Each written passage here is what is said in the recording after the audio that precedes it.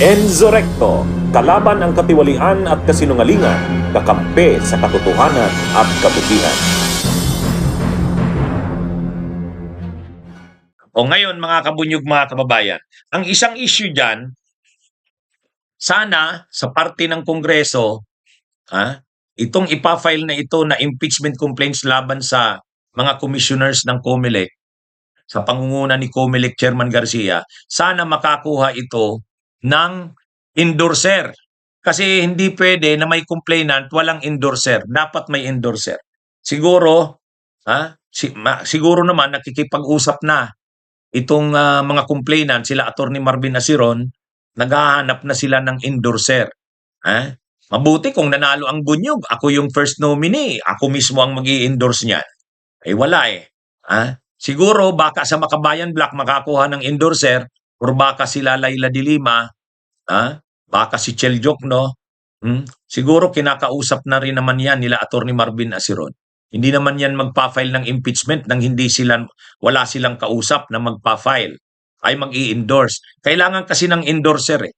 Kailangan may isa, at least isa na endorser. Kapag na-endorse ito, yun nga, ang problema kasi talaga dyan, sabi nga ni, ang problema dyan, syempre, medyo kot ang mga kongresista sa COMELEC.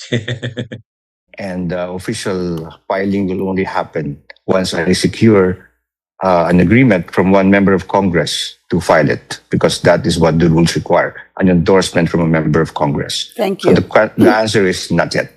We That's need right. one signature from a congressman. Tama po. Kasi nga yung sunod ko sana na tanong, sino po yung congressman, if ever, na nag-endorse. So, meron na ho kayong mga kinakausap na congressman? Yung magandang tanong yan kasi when we started this process, the first question is, who will sign? But the question is, every congressman who will actually think of signing this is actually thinking about his political career. Why? Because this is the COMELEC being impeached. They might have the power to ruin their political careers. So that's something which we said we will just ask them point blank, one by one. And I didn't want to compromise my friendships with some congressmen. So we decided we'll transmit to all congressmen. Have you gotten any positive response so far? Wala, kasi yesterday was work from home day ng mga congressmen.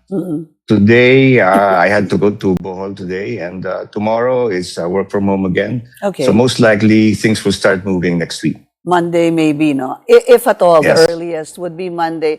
But are you confident Yes. you're going to get an endorsement from a congressman?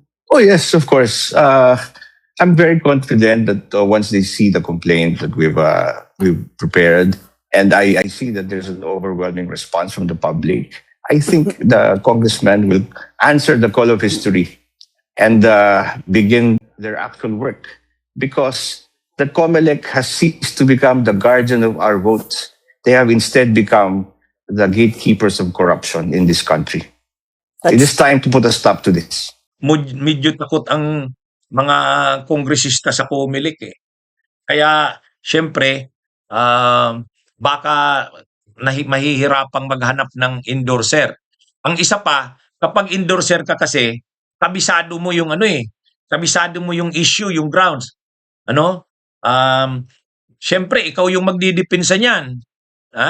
Sa Justice Committee kasi, hindi naman yung complainants pinagsasalita sa issue ng sufficiency informed, yung endorser lang yan na kongresista eh. Ay syempre, kung ikaw, ang pinag-uusapan doon masyadong technical, mga source code, transparency servers, IP address, dapat bilang endorser, kumbinsido ka rin doon sa mga grounds na yon. Kaya, ito mga kabunyog, mga kababayan, pero sana mayroon naman, may makumbinsi sila Attorney Marvin Asiron, nandyan naman ang Makabayan Black, sana makumbinsi, kaya si Congresswoman Laila de Lima, o kung hindi man, si Congressman Chel Jokno, sana ipaglaban nila itong issue na to. Napaka-importante nito. Interesado talaga ang sambayan ng Pilipino na ma-resolve na itong issue na to sa COMELEC. Kasi matagal na yan. Matagal na yung issue na yan sa COMELEC eh.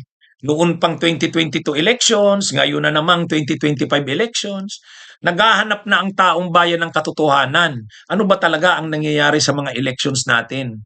At ang nasisira na rin ang COMELEC, wala nang tiwala ang taong bayan. So sana dito sa impeachment na ito, lumabas ang katotohanan. Kasi ang tagal ng issue itong tungkol sa COMELEC na ito eh. Ano? Mga kabunyog, mga kababayan. So abangan natin ang mangyayari. Pero sana mayroong endorser. Kasi hindi gugulong ang impeachment na yan laban kila Garcia at sa COMELEC commissioners kung walang endorser. Dapat mayroon kahit isa man lang. Ah, mga kabunyog, mga kababayan. Ano ito? Siguro kaya hindi pa pina-file nila Attorney Marvin Aceron yung impeachment. In-announce pa lang nila na magpa-file sila at ready na, pero hindi pa naman sila nag-file eh. Siguro naghahanap sila pa ng endorser. Kasi kailangan talaga. Ano? Kailangan ng hindi pwedeng hindi gugulong ang impeachment kung walang endorser kahit isa lang. Okay? O ayan mga kabunyog, mga kababayan, magandang araw sa inyong lahat. Bunyog, bunyog, halikan na kasama ka. Bunyog, kapag buklod ay may pag-asa. Luzon, Visayas, Mindanao, isa ang pananaw. Sa bagong Pilipinas ang bunyog isisigaw. Bunyog.